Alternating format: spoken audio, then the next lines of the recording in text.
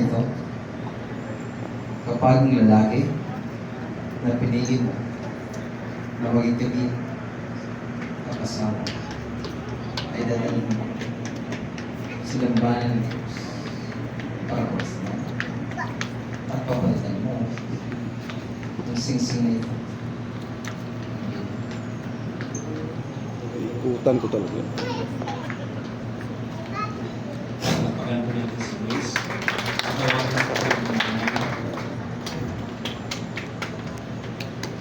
Ephesians 5:22-23 says, "Wives, submit to your husbands, as to the Lord. For the husband is the head of the wife, and even as Christ is the head of His church, His body, and is Himself its Savior."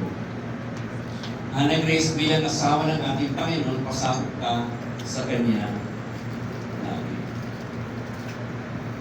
Ngayon, hihilingin mo po na isuot ng mama at papa niya